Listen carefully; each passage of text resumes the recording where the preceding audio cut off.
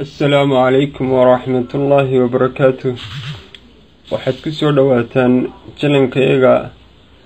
suugaanta Soomaalida online oo alaaba ama inta badan aanu kaga hadalno suugaanta iyo sooyaalka Soomaaliyeed. Mowduuceena caawayno diyaarka ahi waa xaalka xamashada Soomaalida ab iyo ugub ee iskaga midka dhinaca aqoonta ama cilmiga iyo aqoon darrida ama jahliga boqolkii sano ee ugu dambeeyay. horta sidaad ogtihiin sooyaalka Soomaalida waxa loo qaybiyaa ab iyo ugub ama Soomaalidii hore awoowayaasheen iyo Soomaalida hadda ee aabayaasheen iyo inaga. Soomaalidii hore awoowayaasheen xanta aqooneed ama cilmiyeed ee ay iskugu faani jireen ee ugu weyneyd ee ay lahaayeen waxa lagu tilmaamaa 5 arrimood oo kala ahaa geel badnida,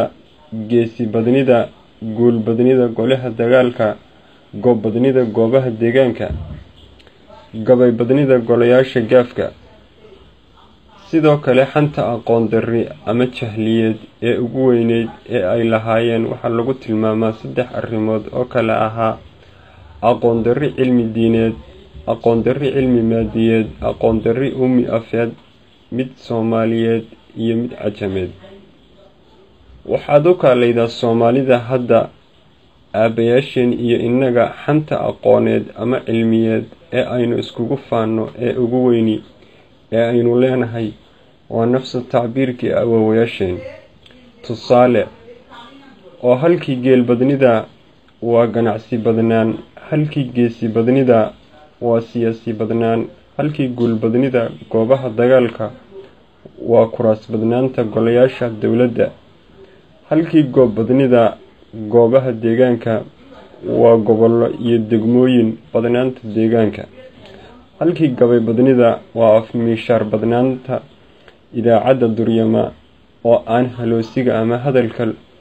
loo aabayeelayn hubanti iyo habow ama sal iyo raad toonna.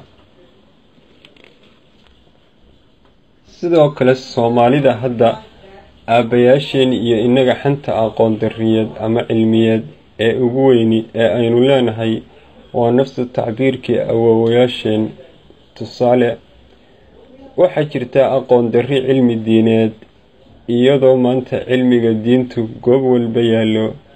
aqoon darri cilmi maadiyeed iyadoo maanta cilmiga maadigu goob walba yaallo, aqoon darri ummi ama qoris iyo akhrin la'aan afeed iyadoo maanta qoristii iyo akhrintii afku mid Soomaaliyeed iyo mid cajameedba ama qaladaadba uu aad u fudud yahay. laakiinse waxaa jirta Soomaalidii hore awoowayaasheen iyo Soomaalida hadda ee aabayaasheen iyo inaga 3 arrimood oo aynu ku kala duwannahay oo aynan isku gaadhayn marnaba.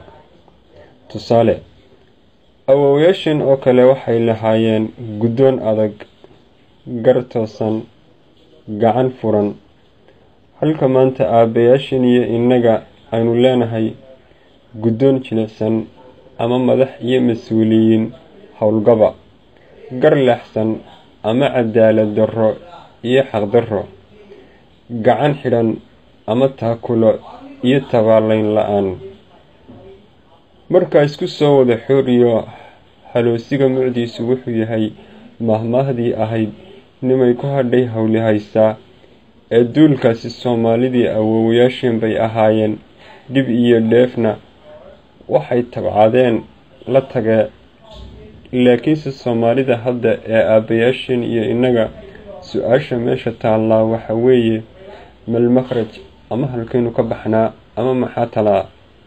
waxa talaa haddii la doonayo haloosiga hubantiga iyo dariiqa toosan inaynu samayno 4 arrimood oo kala ah in ummadda iyo rabbigeed laysku xidho oo lasbaro, in ummadda loogu adeego si hufan diinteeda islaamka, in ummadda loogu adeego si hufan masaalixdeeda daarta aakhiro, in ummadda loogu adeego si hufan masaalixdeeda daarta adduunyo, in ummadda loogu adeego si hufan dhaqankeeda suuban. nebiguna صلى الله عليه وسلم وكيلها حديثكي من كانت الدنيا همه فرق الله أمره وجعل فقره بين عينيه ولم يأته من الدنيا إلا ما كتب له ومن كانت الآخرة نيته جمع الله أمره وجعل غناه في قلبه وأتته الدنيا وهي راقمة رواه ابن ماجه وصححه الألباني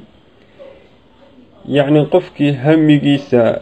uguweyni u noqdo adduunyo alle subxaanahu watacaala wuu ka kala daadiyaa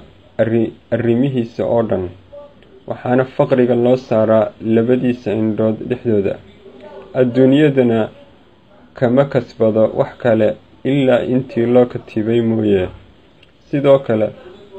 qofkii hamigiisa ugu weyni u noqdo aakhiro alle subxaanahu watacaala wuxuu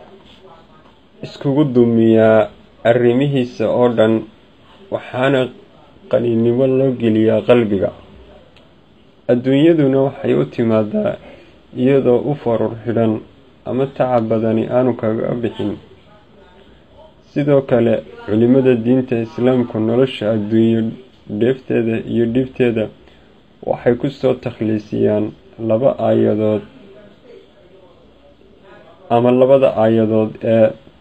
فمن اتبع هداي فلا يضل ولا يشقى ومن أعرض عن ذكري فإن له معيشة ضنكا يعني الله سبحانه وتعالى وحليه قفكي راعى هنون كيغا كوركي سمو أهاني لباتو إلا دف وناق موياني